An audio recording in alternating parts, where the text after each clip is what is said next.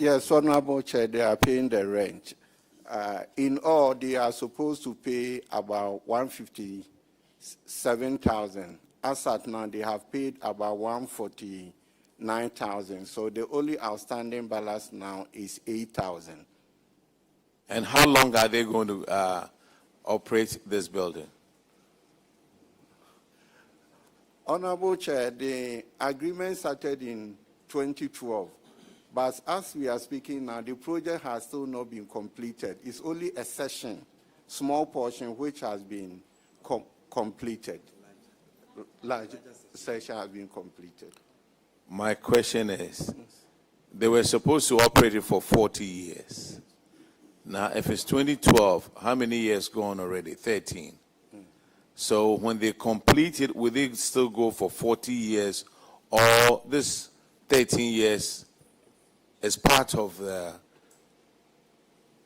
40 years, part of the agreement? Honorable Chair, the 13 years spent is part of the 40 years. All right, auditors, could you confirm if they are enforcing the contract?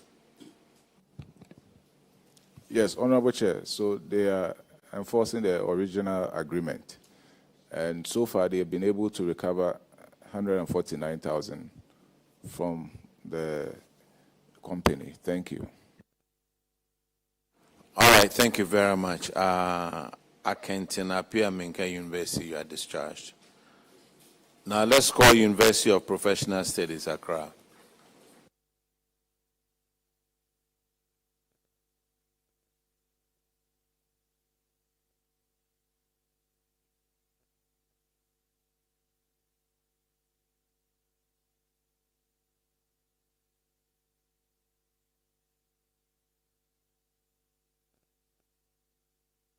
Clerk, let them take their oath, please.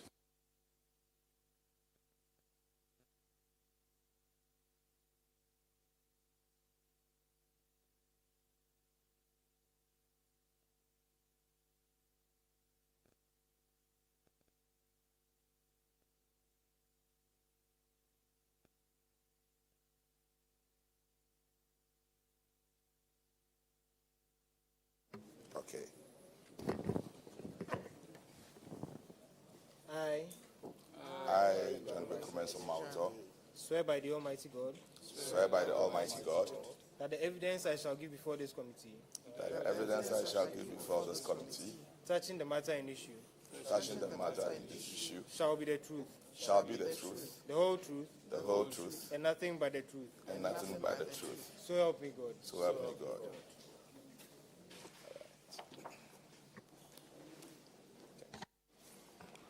Could you please have a seat and introduce yourself to the committee? Thank you, Chairman, sir. I am John Kwekumeso Mauto, the Vice Chancellor of UPSA. Thank you, Chairman. My name is Nicholas Nelson Eje, Director of Finance. Chairman, sir, my name is Lauren Jan, Registrar. Chairman, my name is Baba Hanan, Auditor, Internal Auditor. My name is D.O. Daniel, Director of Procurement. Okay, we'll start here with the financials. Honorable Frankie Ebo will start with that one. Thank you very much, Mr. Chairman. UPSA. I'm going through your financial performance, and I must say that you are doing very, very well. In 2022, you made a profit or surplus of 72 million. And in 2023, it jumped to 92 million, representing an increase of 28%, which is very, very commendable. Well done. But there are some lines, about 2 lines that we need to check. Let's look at your compensation of employees.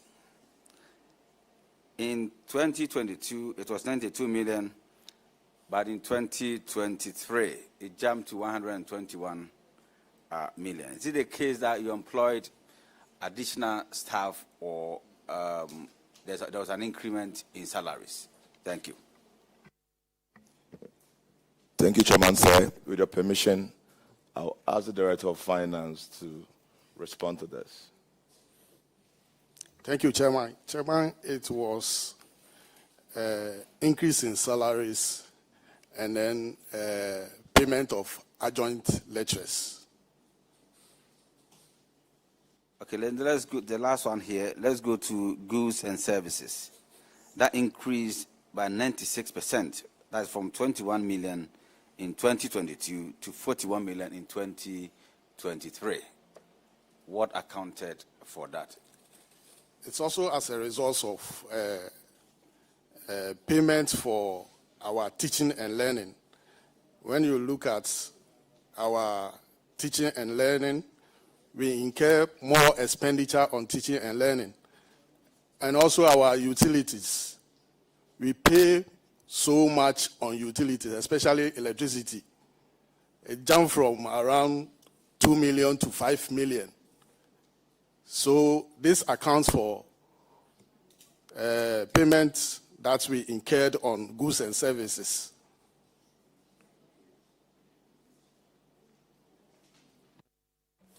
All right. As I said, your financial performance doesn't look bad. So let's move to your financial position. There too, you are not doing bad, even though your current ratio reduced, but it's so perfect. You're so even more than the standard. The standard 2 to 1. So it's okay. The chairman, I think that they are not joking. They are doing well. I don't have much to say. Thank you. Thank you. All right. I want to find out about the bank charges. It went from 34,000 to 68,000. What was that for?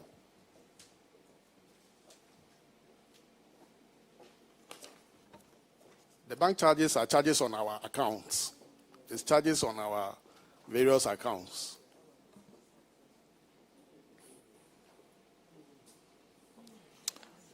Okay, let's go to the next one. Honorable Nase, it's on paragraph 160, please. Thank you very much, Mr. Chairman. Prof. Yes, sir. Prof, welcome. Thank you, sir. Thank you, sir. I must commend you for your sterling leadership at UPC. Thank you, sir. You are doing very, very well. Thank you, sir. Prof, I have some few management issues about failure to serve bond terms after steady leave with pay. So I have Ms. Patience Akosuya Jibodi Kosoku and Mrs. Eugenia Nanaya Douna Brempoma, who refused to come back to serve after you sponsoring them to further their education. And I think since they are in the academia, I think it's easier to find them. So I want to know how far you have gone with the recovery, Prof. Thank you, sir. Chairman, sir. Yes, indeed, these were some of the issues we are really dealing with, especially with people we want to develop for faculty. However, some refuse to respect the bond. So currently we have 3 of such people in our report. Ms. Patience Kosoku. Currently we have handed her over to UOCO, and we have recovered 35,000 out of the 72,000 cedis outstanding bill. Currently, what we are expecting from her is 37,000. With respect to Mrs. Eugenia Nanaya Dowona, we've also done same and used her provident fund to defray part of what her outstanding. So currently, she's still owing us. In fact, unfortunately, she wrote back that she wants to come back. However, Since the issues with Yoko, we are yet to get the advice as to whether we should go ahead, and then, but we really want to recover the money through Yoko. Chairman, sir, we also have Mr. Albert Oscar Quason. Okay, so his own has been settled, so we don't have any outstanding bill now. Yeah, thank you. Auditors, can you please confirm the recovery of the said amounts?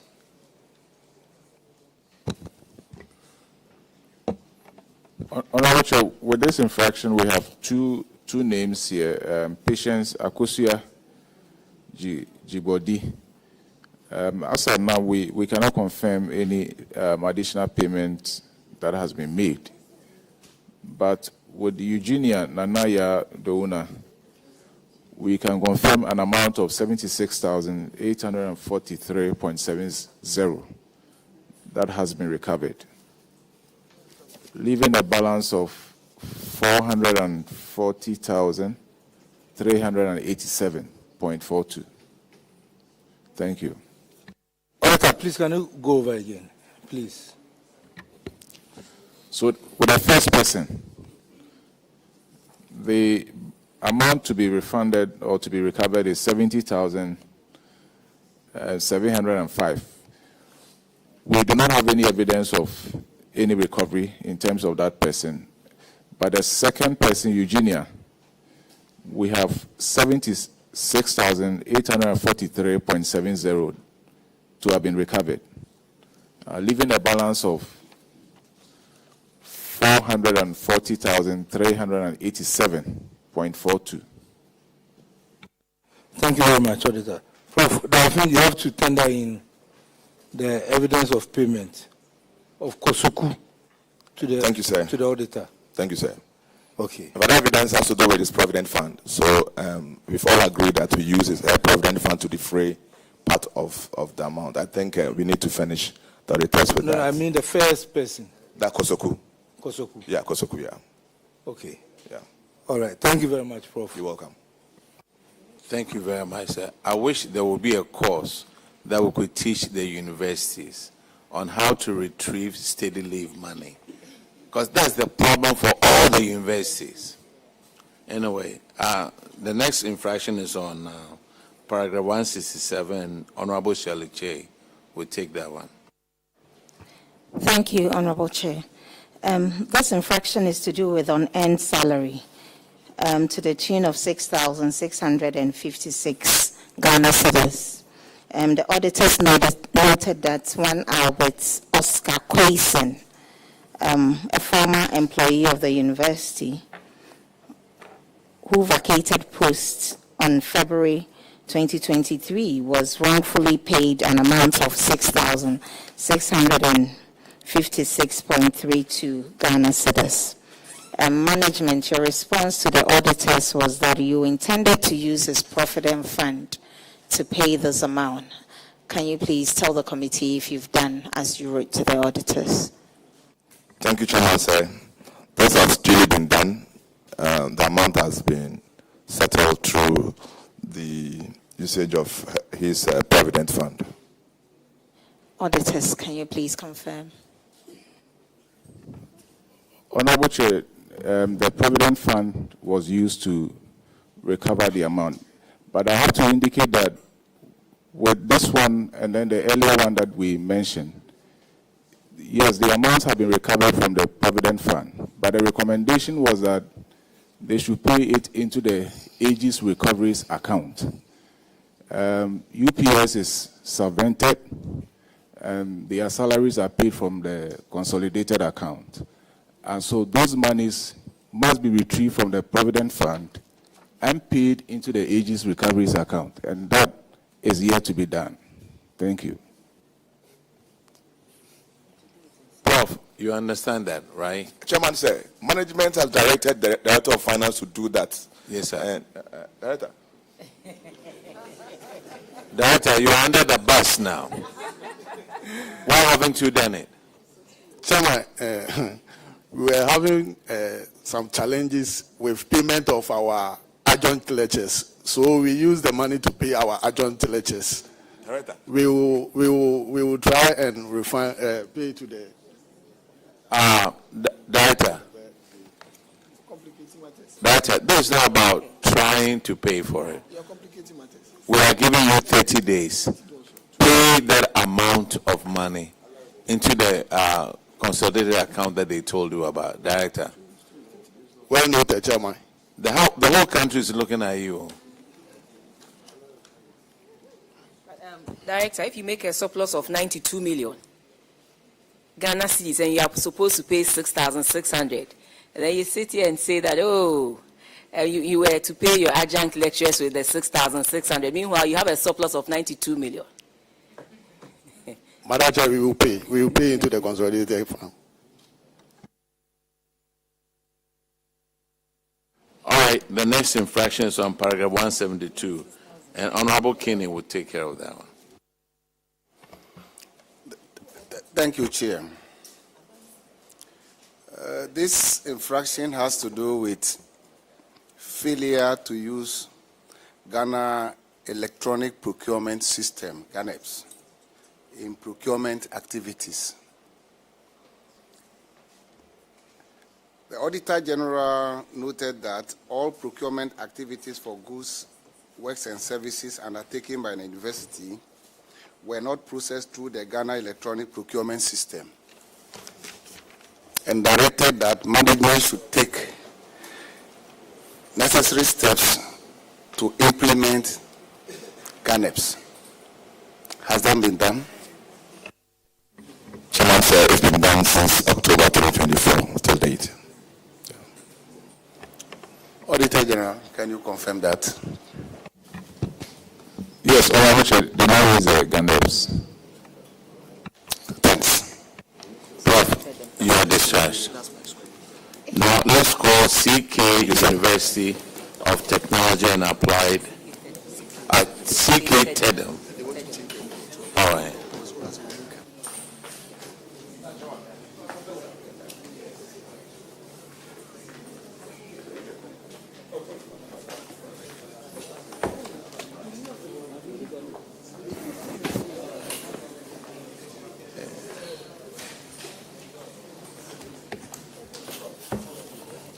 Have you taken the oath? Not yet, sir. Okay, they will administer the oath. Thank you, Chair.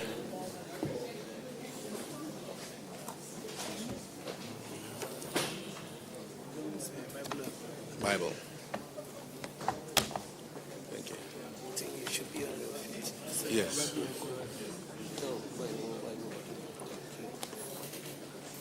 So we can stand, right?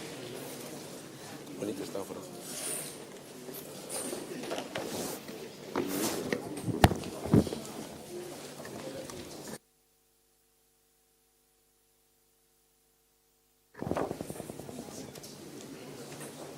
I, Albert Lubitera, swear by the Almighty God. Swear by the Almighty God.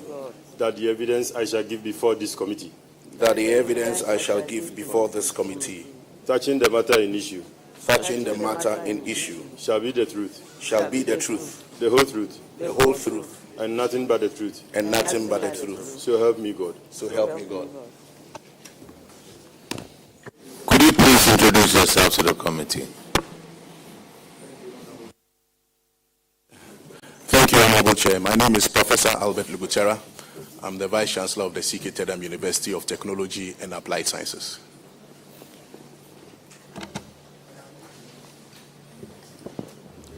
I'm Dr. Stephen Dele Dompala, Acting Director of Internal Audit.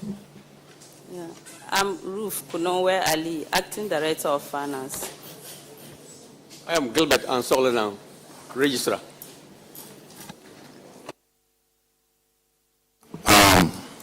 Thank you very much. We are going to review your financials, and Honorable Kwesi Kunedu will do that. Thank you very much, Chairman. Chairman, on the financials, it seems a bit worrying, Prof.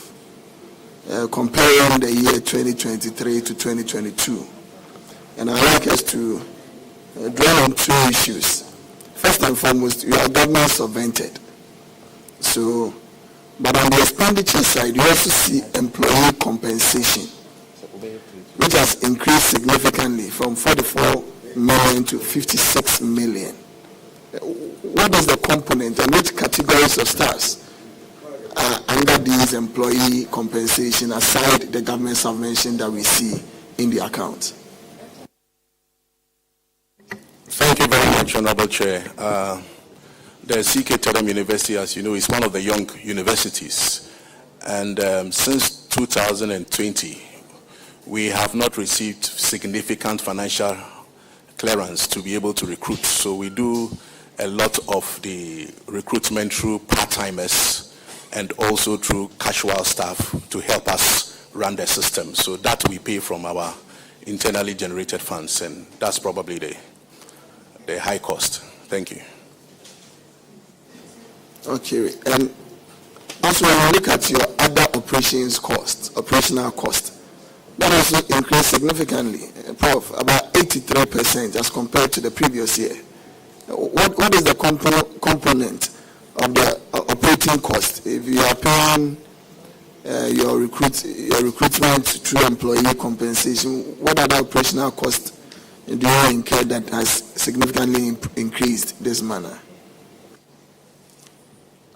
Prof. Chair, with your permission, kind permission, I may have to rely on my Director of Finance, Acting Director of Finance, to help. Yeah, thank you.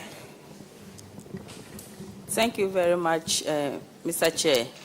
In 2023, we introduced a number of new programs that required purchases of a lot of laboratory equipment and skills practicals. So that actually accounted for most of the operational costs.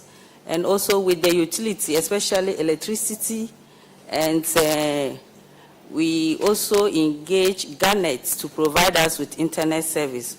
So it's caused the operational cost to go high. Thank you very much.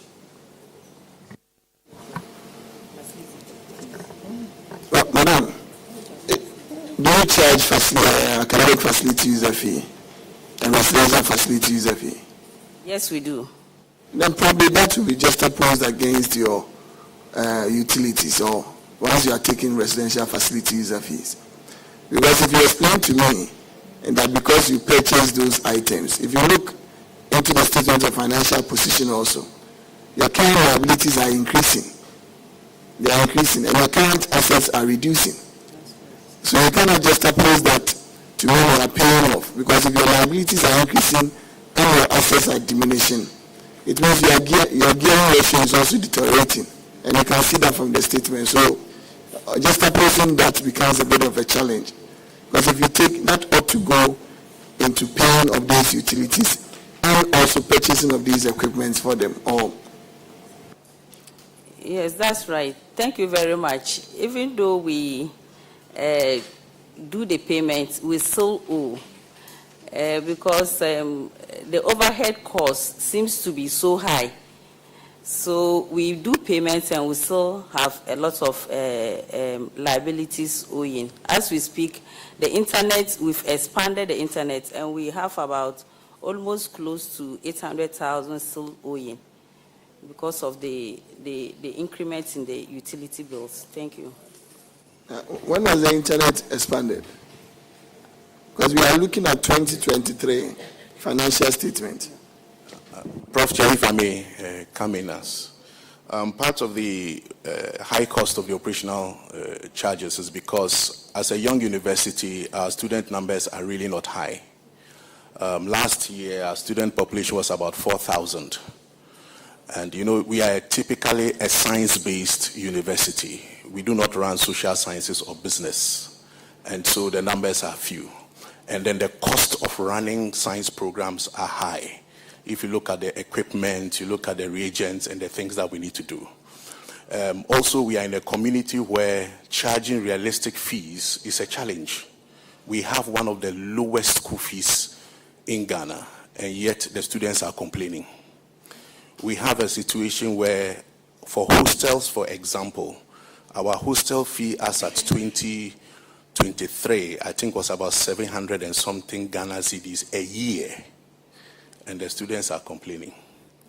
So obviously, they're trying to balance. Sometimes we have to cut some costs from other places to be able to make sure that the school runs. Our internet used to be about 25,000 Ghana cedis a month for Garnet. If you multiply that by the year, that's quite a bit. And then also our, apart from our internet, you talk about our utilities. Our electricity was about, I think this year we paid about 250,000 Ghana cedis for a quarter. So sometimes we have to try to balance the realities with what we have. So sometimes that's why the costs go high. Thank you. Okay, admittedly, Prof, these explanations admittedly, but what plans do you have to stop this hemorrhage? Because if these are the realities, and we will keep moving from surpluses of about 1.6 million to a negative of about 500,000, and if it is to continue, it probably means that in the next account, we'll probably be having a greater deficit. So what strategy do you think you'll probably be able to employ so that you can stop this hemorrhage in terms of expenditure, and if not at all, not make profit, but break even? Thank you very much, Honorable Chair. Since last year, what we have tried to do is to engage the students so that they can appreciate the challenge we have, so that anytime we need to increase fees, it is not too much of a problem. So from the 750 Ghana cedis, I think currently we are looking at about, is it 1,800 Ghana cedis, so that it can take care of particularly the utility charges, etc. We have also tried to get the student support to be able to get. I think that if we get some of the basics, the fundamentals, running the program will not be too much, but the capital cost is one of our biggest challenge and which we are trying to address. Yes, thank you. Okay, Prof, then I'll urge you on to continue with that so that at least in the next accounting cycle, we'll probably be seeing a reduction in the deficit and also be able to sustain the school. Because it's important we have some of these technological institutions in the country for the development of this country. So, Madam Chair. Honorable Chair, I agree with you. Thank you very much, and we'll continue to work on it. You're welcome. Thank you. On that, I would rest on the financials. So, Ahinkwa. Thank you, Chair. This infraction has to do with failure to obtain VAT invoices for contract payment to a tune of 17,716 Ghana cedis. The auditors noted that management paid a total amount of 98,611 to Mrs.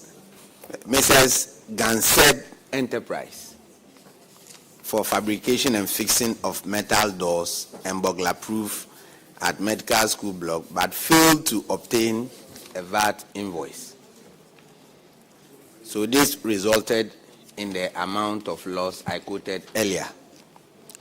So auditors recommended to management to recover the VAT amount of the 17,716 Ghana cedis from the contractor and pay same to the Ghana Revenue Authority.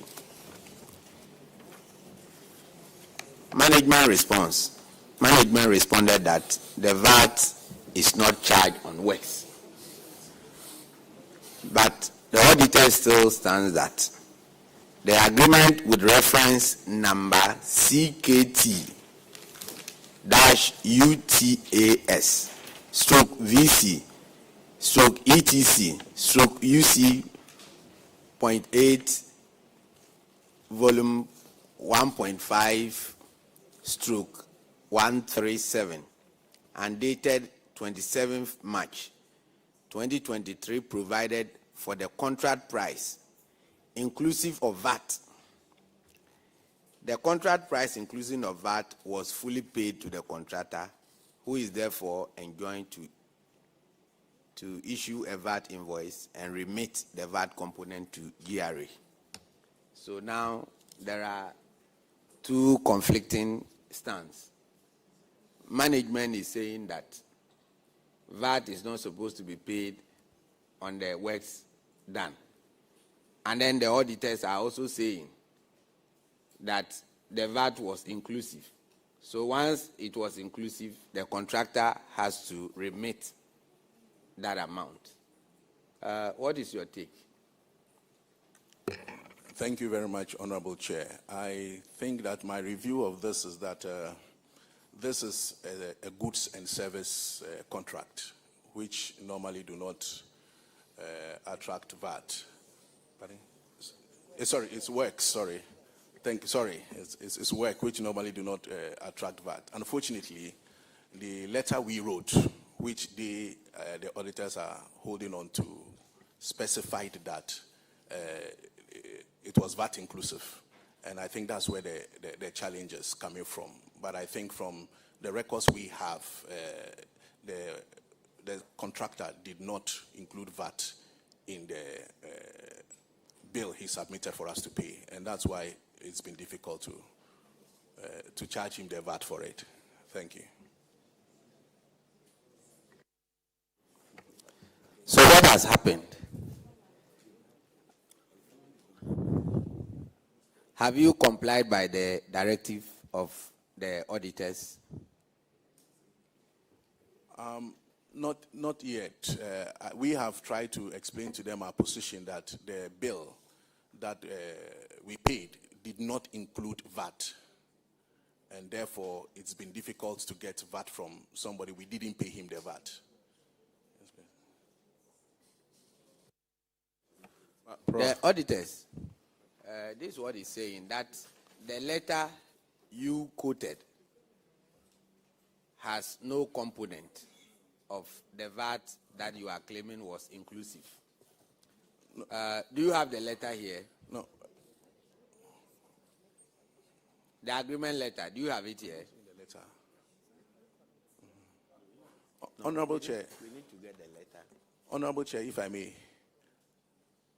I have admitted that the letter we wrote to the contractor included VAT. However, the payment we paid to the contractor was VAT exclusive. So somebody has to pay the VAT. Because it was works, it wasn't. They were not supposed to charge the VAT, but somehow. Who said they were not supposed to charge a VAT? That's illegal. Who says they are not supposed to pay VAT? The contractor or you? That's what we learned, so sorry. Oh, Prof, please. Prof, if you don't know something, you find out. And we don't assume over here. I mean, if I'm in your class, even when you tell me something, I'll verify on the network. So please, Prof. And if you are trying to find out about that, find out from the right people. You call GRA, and then they'll walk you through the process. 17,716. So who's going to pay?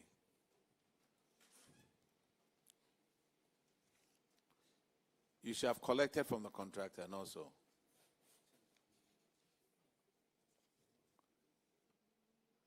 Okay, Alaji Bawa will say something. Sir, Mr. Chairman, since the Vice Chancellor is saying that the amount they paid to the contractor excluded the VAT, meanwhile the contract indicated that it was VAT inclusive, then the university should go and pay the VAT to the VAT service or the GRA. I think that's the position of the law. If you didn't pay, if you didn't include it to the contractor, then you have to go and pay, because that was paying agreement.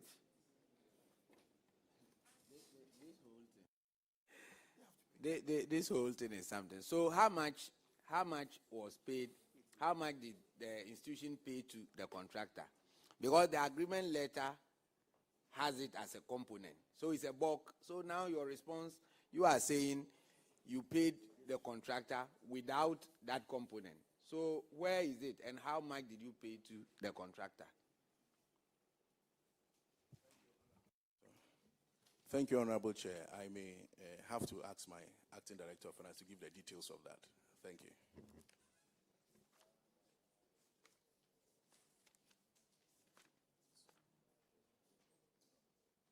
Thank you, Mr. Chair. The contractor gave us a price quotation of 38,601, 611 Ghana cedis, 20 pesos. VAT nil, and we paid him the total of 98,611 Ghana cedis, 20 pesos, because he didn't charge VAT in the invoice. Thank you.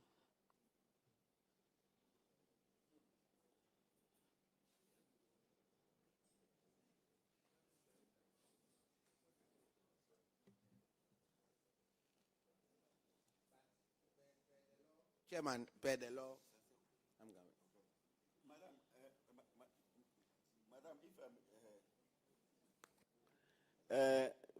if I may find out, what was the entire contract amount that you paid minus the VAT?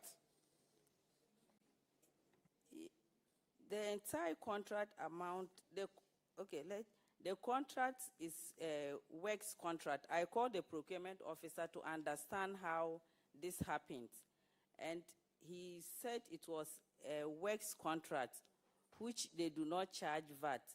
So when they invited the price quotation, the contractor gave a total contract sum of 98,611 20 pesos, excluding VAT, because the procurement said the contractor was aware that with works services, they do not charge VAT, so he didn't include VAT. But in issuing the contract letter, according to the procurement, I think that is where the error might have occurred, because they issued the contract letter stating that they are awarding him including VAT. Madam, I'm sorry to barge in. The school pay their VAT, and then we move on. Next infraction is on Thank you, paragraph 139, and Alajiba will take care of that one. Thank you, Mr. Chairman. The third infraction relates to overpayment to a supplier. And the narration is that you entered into a contract worth 61,803 cedis, 30 pesos in October 2022 with Arena G Services to supply 1,300 yards of branded grassack cloth at a unit cost of 39 cedis per yard. Meanwhile, the actual price for the cloth for normal supply was 27 cedis per yard. So, but if you are going to buy it for fast track, so that the cloth will supply within 1 to 2 months, then you have to pay 39 Ghana cedis per yard. Meanwhile, you pay the contractor, but the cloth was not supplied fast track as you entered into the contract. So it took about 3 months before the cloth was supplied. So that was the normal time, as we should have, normal time. So the auditors are saying that since the cloth was not supplied fast tracked, but rather it was supplied at the rate at which you have bought it at normal price, you should pay the difference of on that, which amounts to 18,548 Ghana cedis. So that was the recommendation of the auditors. So let me find out, have you paid this money?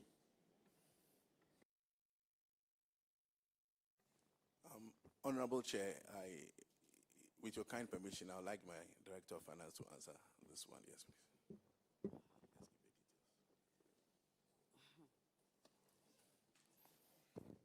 Thank you very much. I inquired how this happened, and I was told that it was at the time Grassack went into the contract, When the goods were supplied, the old executive by then had left office and they needed to pay. But because they left office, the new executive, they hadn't done their change of signatories. So management needed to pay on their behalf, write the check on their behalf. Thank you very much.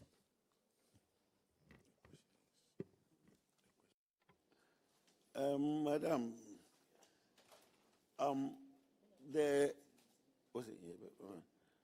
the contract price at the time of purchase, they wanted to buy it express. That was why they paid 39 cedis. Meanwhile, the thing did not come express, so we should pay the normal price. Why did they go on to pay for express when the thing was supplied at the normal time?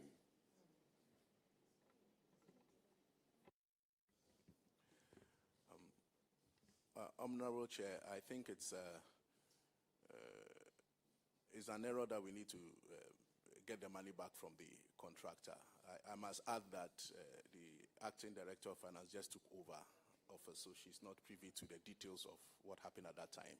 So also is myself. I was not in charge at that time, so we will take time to recover the cost. Thank you. So when are you recovering this money from the contractor? Give us time. Honorable Chair, as soon as I leave this place, I will look at it and write to recover the money from the contractor as soon as possible. Immediately, in fact. I will do that right now. The Chairman, the Vice Chancellor said you will recover the money. So maybe if you can give him some time to recover the money. He said immediately, yes. Is the contractor still working with you?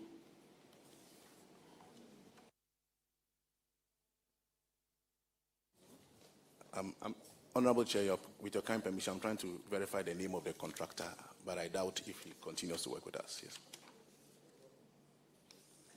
Vice Chancellor, you have another issue with the Ramok Cave, and they came with invalid GRA tax and SNATE clearance certificates. Why would you allow that? Honorable Chair, again, like I said, this was not, at this moment, I was not in charge as the Vice Chancellor, but I immediately took responsibility when this was brought to my attention during the exit conference of the external auditors. We immediately wrote to the company to tell him that this is what had been detected. And we're holding the company responsible for that. The company replied saying that they were also shocked that this happened. But nonetheless, we took steps to write for the company to be blacklisted so that we do not do any work with the company as well. And then we have referred it to our legal officer so that they will take the necessary steps to deal with it. So that's what we have done even before this one. That's what you have done? Yes, Honorable. Okay. Yes, you realize that you have serious issues with your procurement? Yes, Honorable Chair. And they use some of these papers, Odeneho and Empire. Okay, I think we also need to refer that to GRA to get involved and then go after this company. And the recommendation was for you to officially write to Ramok Cave Limited to blacklist them for taking part in any future procurement process at the university. Have you done that? Yes, Honorable Chair, we have done that. All right. We have to send that one to GRA. Okay, so that will be done. You are discharged. Thank you, Honorable Chair. Now, can we call Winneba, University of Education, Winneba?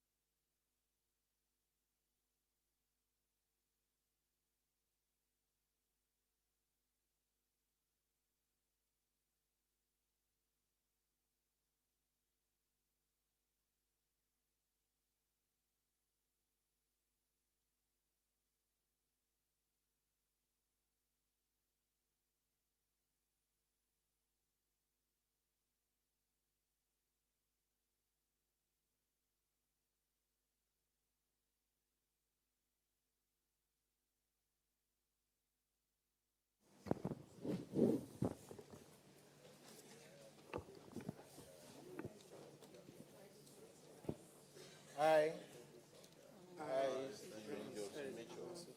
swear by the Almighty God. Swear by the Almighty God. That the evidence I shall give before this committee. That the evidence I shall give before this committee. Touching the matter in issue. Touching the matter in issue. Shall be the truth. Shall be the truth. The whole truth. The whole truth. And nothing but the truth. And nothing but the truth. So help me God. So help me God.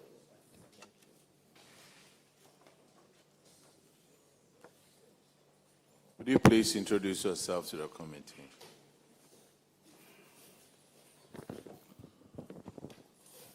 Good morning, Honorable Chair and members. I'm Stephen Jobson Mitchell, the Vice Chancellor of the University of Education, Winneba. I'm Prince Eric Amasu, Deputy Finance Officer. Please, my name is Sekou Abidibua for Registrar.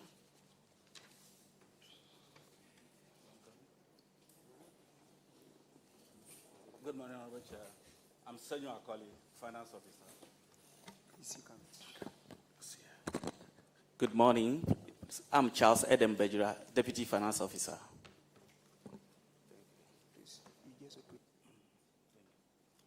Could you turn your microphone off, please? We'll start with the financials, and Honorable Akwesi Konedu will handle that for us. Prof, welcome, sir. Prof, looking at your financial statement and financial position, the financials for now, and there are two quick things that I probably would want us to talk about. First and foremost, your expenditure under the non-teaching goods and services is increasing. What is the component of your non-teaching? Because here you have separated them clearly. You have the non-teaching and the teaching. So the teaching, it increased by that one because of the lecturers and the rest. We probably would understand that. But for the non-teaching, what are the components? Because from 20 to 37 million is almost about a 17 million, 87% jump. What constitutes that, Prof? Honorable Chair, with your permission, I would like my finance officer to address this question.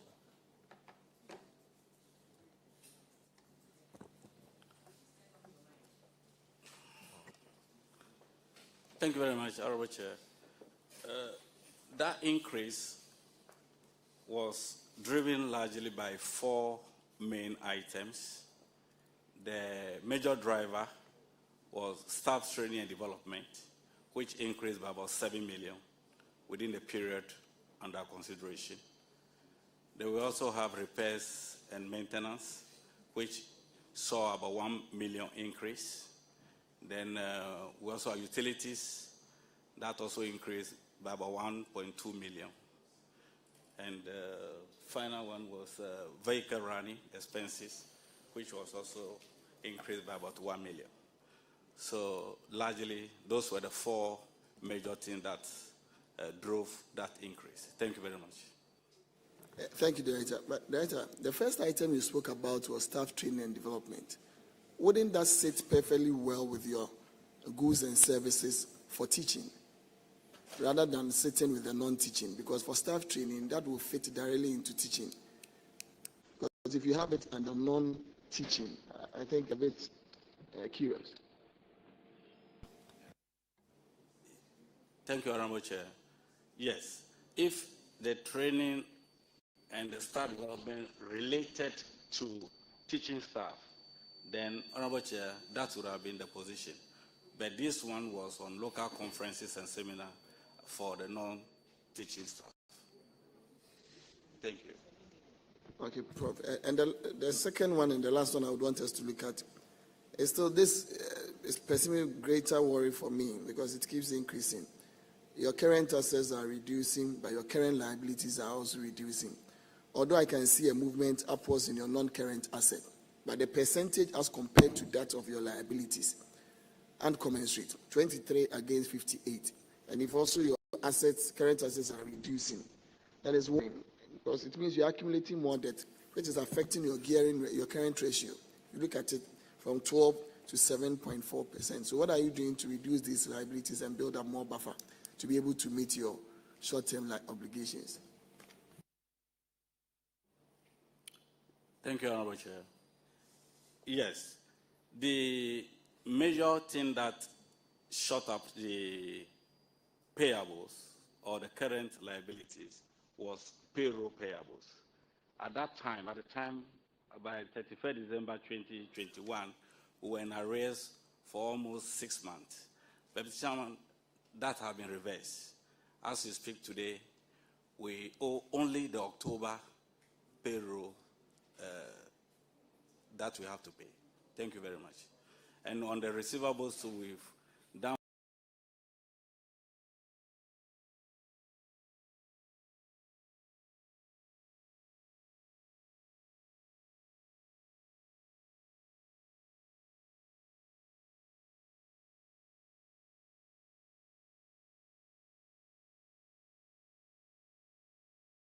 Paragraph 225, the auditors noted a total payment of 5.8 million over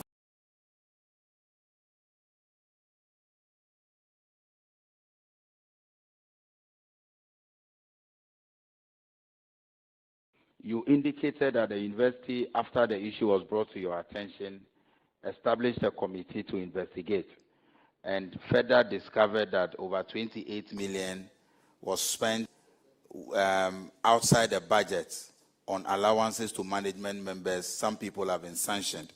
Can you brief the committee on the actions that you have taken, those who have been dismissed, and what you have done so far to recover the entire amount as indicated by the auditors?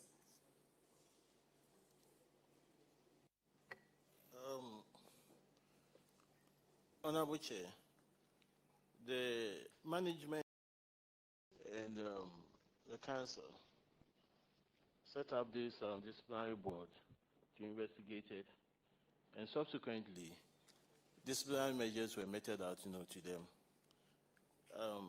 Council also directed that those who were involved should refund the money. Management did that, reminded us several times. They were not responding to it. So the matter was referred to Yoko to support us to recover those amounts. And we have documents to that effect. Mr. Chair, if you can kindly provide us with the specific, how much have you retrieved so far? Because auditors noted 5.8 million. Your committee further discovered 28 million. So how much have you been able to retrieve as of today? Unfortunately, Honorable Chair, we've not been able to retrieve, even a penny.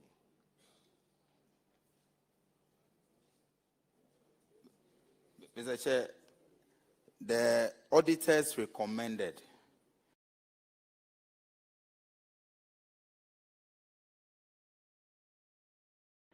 your committee found people culpable. You dismissed some of them, wrote to their professional bodies, but did not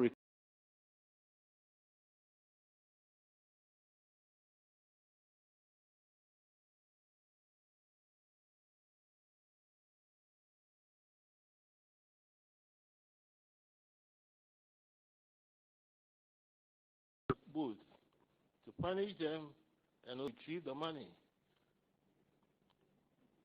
But Prof, you haven't retrieved anything. Yes. Why?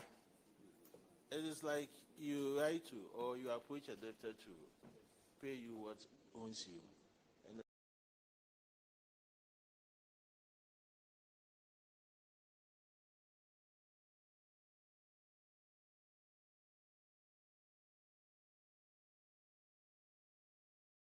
So you just pay whatever. And your commission found out that you paid 28 million. Illegally.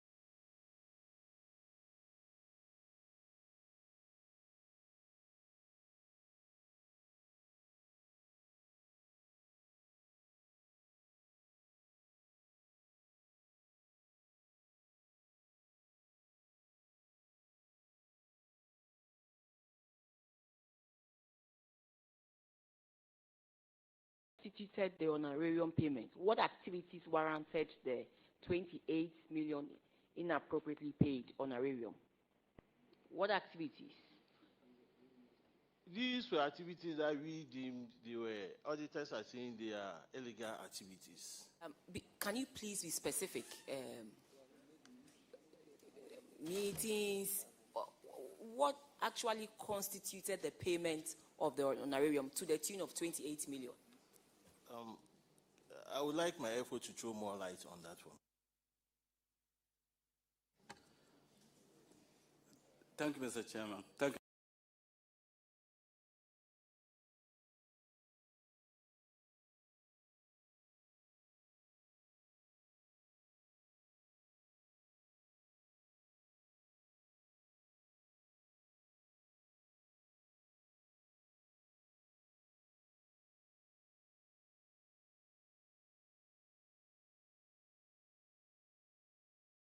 Backing the payment of the 28 million Ghana cedis? Yes, Honorable Chair. Then auditors are right, and Chairman.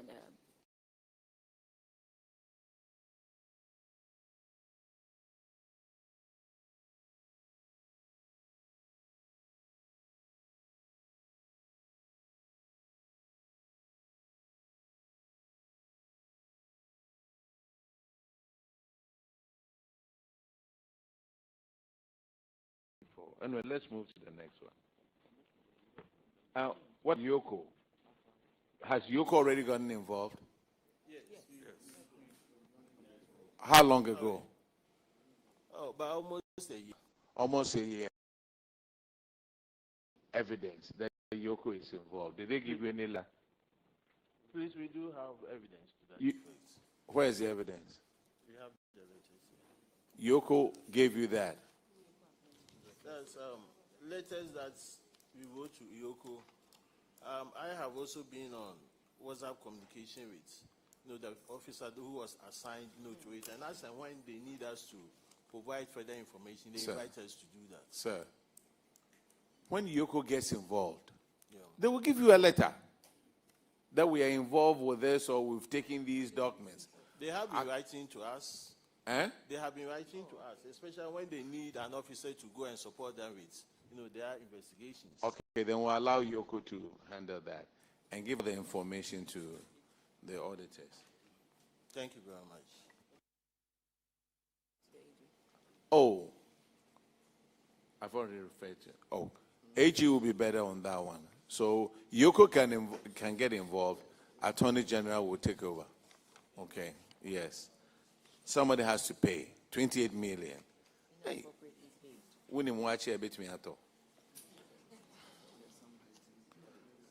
The next one is Honorable Shirley Che, 232. Honorable Chair, these are issues that happened, in the past, and I must let you understand it. These are not current issues. The issues that happened, in the past. Sir, in that case, those who were there when it happened, yes, Attorney General will get them all. Yes, I just want to provide further explanation. Oh, no problem. That it wasn't your time. We are on the television, and That it wasn't your time. So somebody may get it wrong.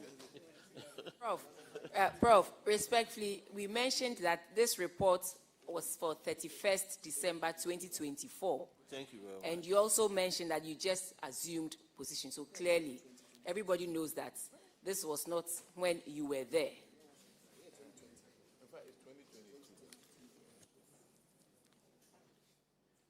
It happened in 2022, so it's not you.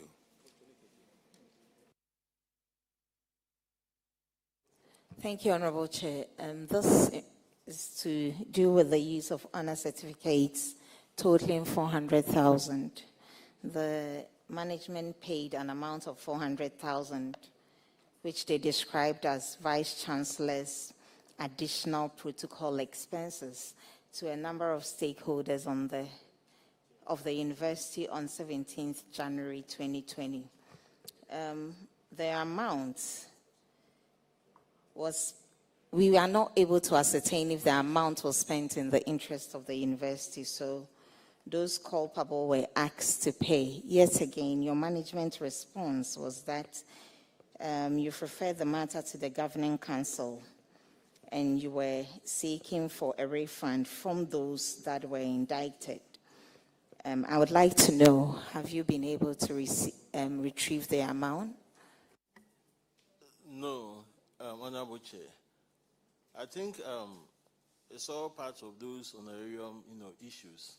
But in this particular case, 400,000 was retired using honorary certificates, and that's the crack of the matter. I mean, if you buy an item 400,000 and you cannot support it with proper documentation, then there's a problem, somewhere. If you buy tomatoes at the market, you can, to some extent, maybe one or two, you can support it with honorary certificate. But buying items worth 400,000 is problematic, and supporting it with honorary certificate is problematic. And you've not been able to retrieve it. And so it has also been referred to ROCO. They are dealing with it. I would like to know, is there a reason why you are unable to retrieve? Is it the case that those that were given the monies are no longer with the institution? Or, I don't know, what other reason? What's the reason for you not being able to? They are no longer with the institution. All those found culpable are no longer with the institution? Some were sacked. Some were sacked. And the others?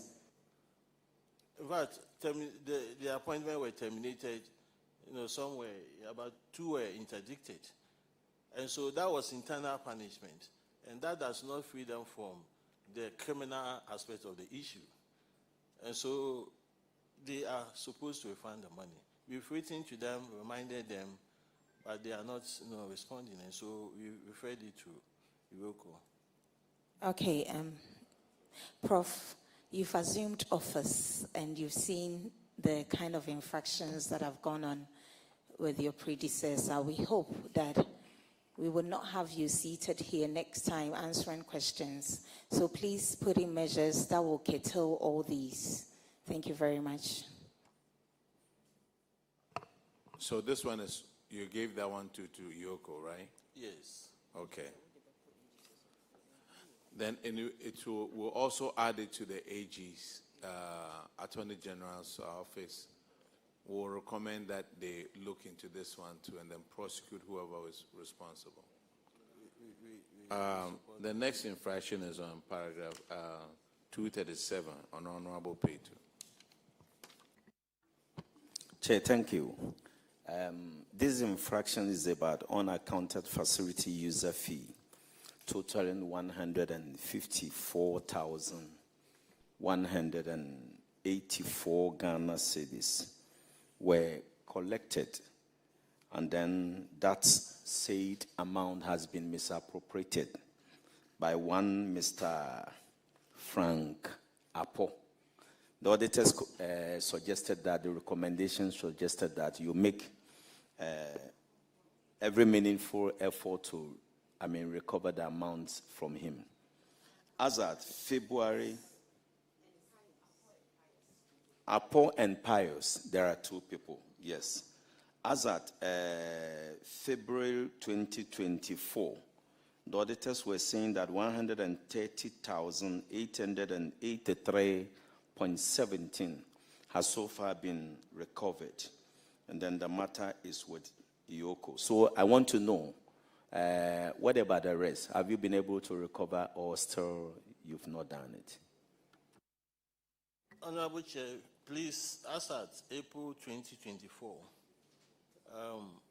we had collected so far 139,091 cedis, and the gentleman was sacked. We are left with 15,092 cedis, yet to be paid, and we are pursuing him to pay it. Okay, thank you. 139,000 totally collected as at April 2024. Okay, balance about 15,000 plus, roughly. 92 points. Now, you just say that the gentleman has been sacked. So how do you correlate with him to pay the balance? Yoko is helping us to do that. All right. So we'll add that one too. You say Yoko has that one, 15,000, and they are paying, right? Yes. Okay. Okay. All right. So University of Education, Winneba, you are discharged. Thank you very much.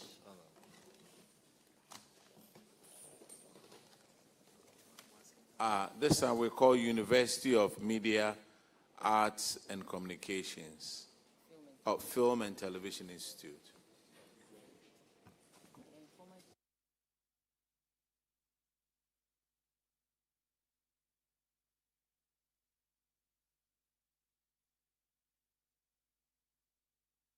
Please, clerk, administer the oath.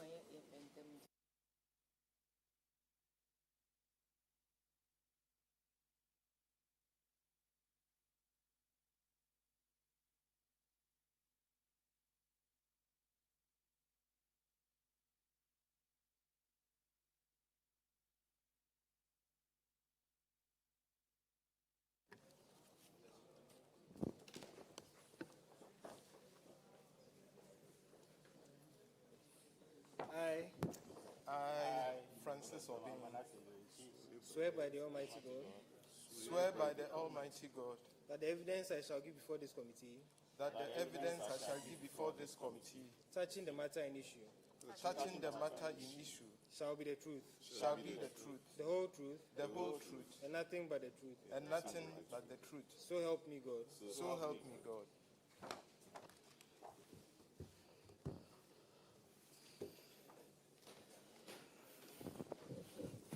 Please introduce yourself to the committee.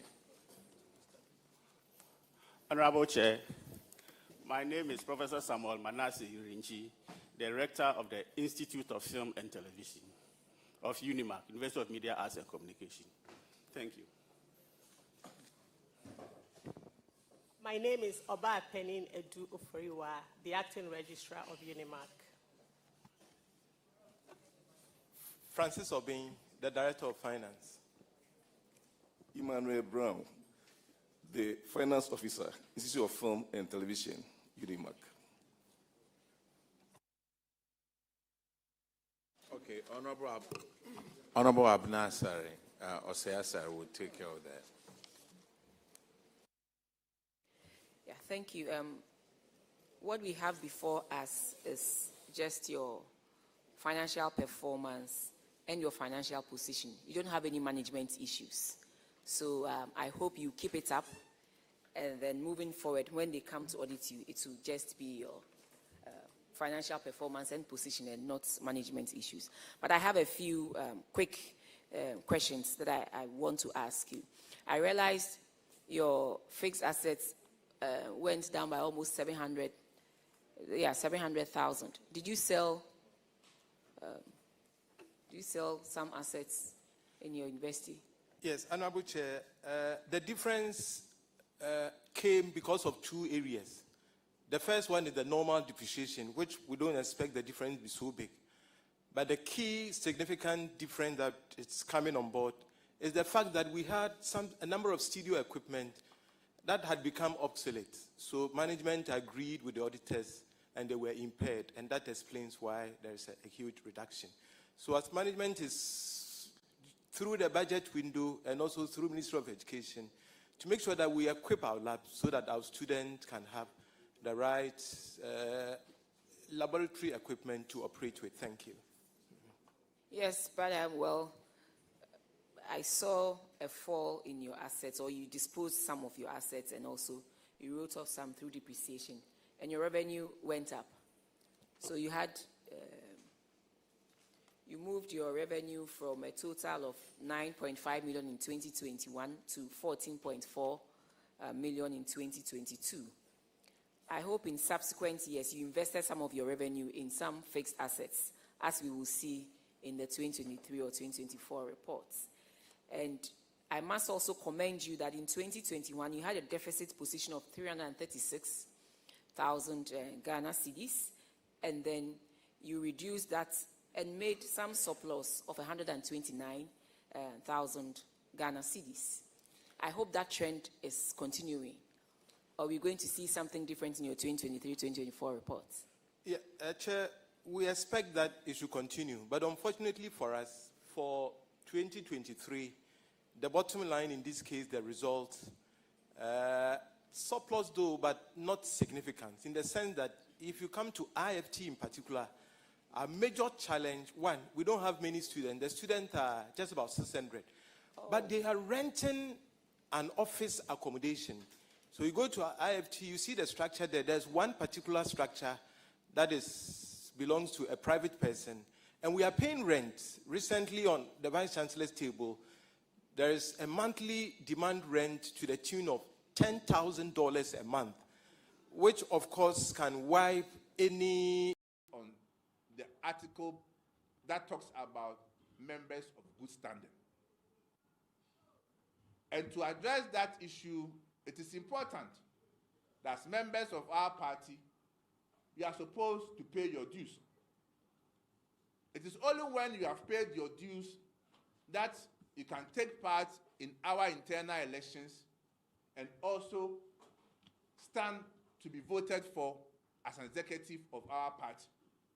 And this provision will be strictly enforced to make sure that every member of our party is of good standing if you intend to vote in our internal elections or to contest for a position in our party. I will in due course invite the National Treasurer to run us through on how a member can pay his or her dues so that that member becomes a member of good standing. Ladies and gentlemen, I'll end by reiterating the point that as a political party, we know what we have to do to win elections in 2028. For the first time, organizing a presidential primaries as early as possible, to be followed by polling station elections, electoral area elections, constituency elections, regional, national, external branch elections. It is anticipated that latest by next year, August, the party will be done with all internal elections. And once we are done with that internal elections, we will have more than 2 years to preach to Ghanaians our record, to preach to Ghanaians what the New Patriotic Party stands for. At 2028, the New Patriotic Party will surely come back to power.